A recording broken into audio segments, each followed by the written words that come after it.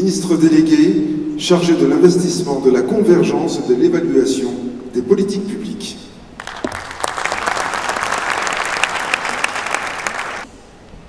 Excellence, Madame Louise Mouchikabo, secrétaire générale de l'Organisation internationale de la francophonie, très chère Louise, Mesdames et Messieurs les ministres, Monsieur Geoffroy Roux-Bézieux, président de l'Alliance des patrons francophones, Monsieur Cheikh Belge, président de la Confédération générale des entreprises du Maroc et également secrétaire général de l'Alliance des patronats francophones, Excellences, Mesdames et Messieurs les présidents des patronats francophones, Mesdames et Messieurs les entrepreneurs francophones, chers amis, je tiens tout d'abord à remercier chaleureusement l'Alliance des patronats francophones qui nous réunit aujourd'hui à Marrakech pour cette 4e rencontre des entrepreneurs francophones. Cette rencontre donne un horizon commun et un point d'appui essentiel pour ouvrir de nouvelles perspectives porteuses de développement, de prospérité et de solidarité dans l'espace francophone.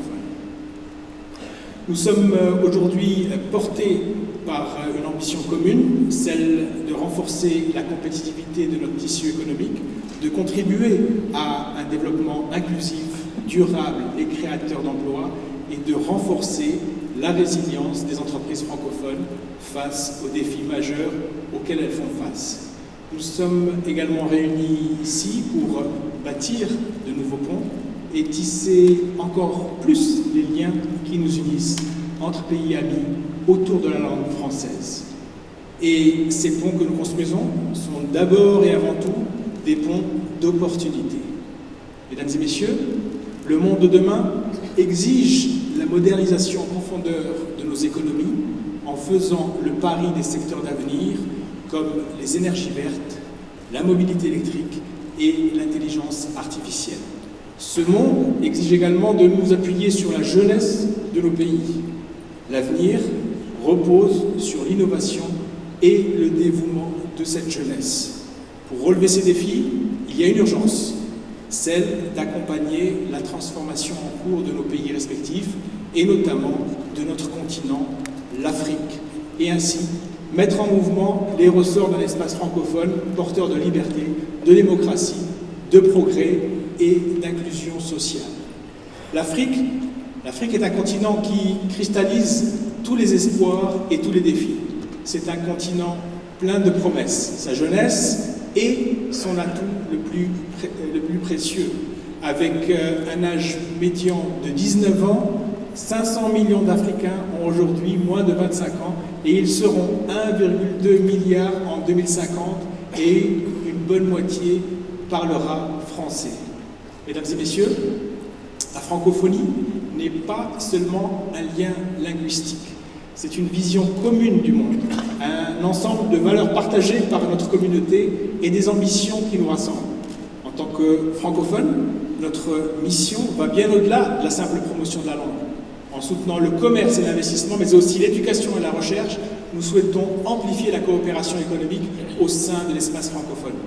La francophonie est un cadre qui nous donne l'opportunité de réfléchir ensemble à ce que nous voulons pour notre espace. Les études l'ont démontré, une langue commune permet de tripler les échanges bilatéraux. Elle favorise les échanges et réduit les obstacles tout en facilitant l'acte d'entreprendre. La francophonie économique est un levier de croissance puissant dans un monde en perpétuelle mutation.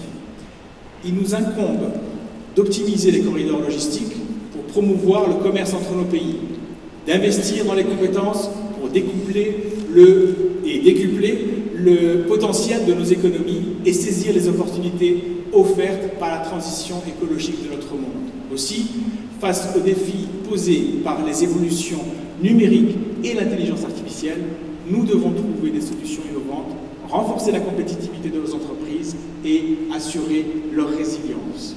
Pour atteindre ces objectifs ambitieux, nous avons besoin d'une détermination exemplaire et de nous inspirer des modèles de réussite observés dans les pays francophones, à l'instar du Maroc.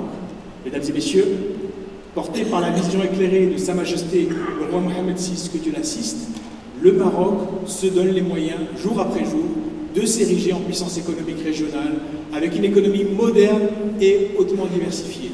L'ambition a été au cœur de l'exceptionnelle transformation du royaume au cours des 20 dernières années. Ces 2 dernières décennies, marquées par d'importantes réformes politiques, économiques et sociales, ont permis au Maroc de renforcer ses institutions démocratiques, de construire des fondamentaux macroéconomiques solides et de poser les fondements d'un État social. Notre nation a établi des infrastructures de classe mondiale, illustrées, c'était dit, par Tanger Med, le plus grand port à conteneurs du bassin méditerranéen et d'Afrique, et avec plus de 50 accords de libre-échange, le Maroc offre aujourd'hui un accès à un marché de 2,5 milliards de consommateurs. Soutenu par une main-d'œuvre jeune et qualifiée, le Maroc est également devenu une terre privilégiée pour les investissements. Nous avons non seulement renforcé nos secteurs historiques tels que le textile, l'agroalimentaire, l'industrie pharmaceutique, l'outsourcing et le tourisme, les rendant plus compétitifs, mais nous avons également stimulé des secteurs florissants tels que l'automobile et l'aéronautique. Pionnier de la transition verte, le Maroc est fier d'être également le principal producteur d'énergie renouvelable sur le continent africain. Et enfin, situé au carrefour de la mer Méditerranée, de l'océan Atlantique, notre nation sert de passerelle majeure vers le continent africain. Mesdames et messieurs, compte tenu de sa relation séculaire avec les pays francophones et de ses relations politiques et économiques particulières avec les pays africains frères, le Maroc peut agir comme un pilier du développement économique et social de la francophonie. Au niveau de l'investissement, les entreprises de notre pays sont particulièrement actives au sein de l'espace francophone et en 2023, près de 2 milliards d'euros ont été investis par les entreprises marocaines dans les pays francophones, soit 3/4 des investissements directs marocains à l'étranger. Le Maroc s'impose donc comme le premier investisseur africain en Afrique de l'Ouest et 2e investisseur africain en Afrique.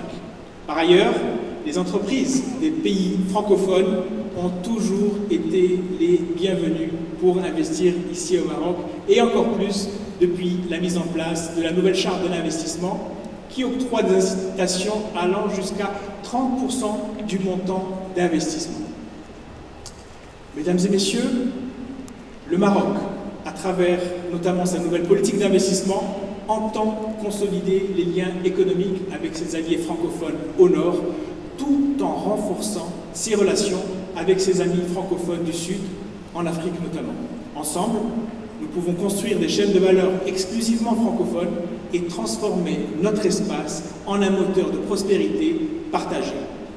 Rendons donc hommage à cet avenir radieux où chaque mot en français résonne comme une promesse de réussite et de progrès.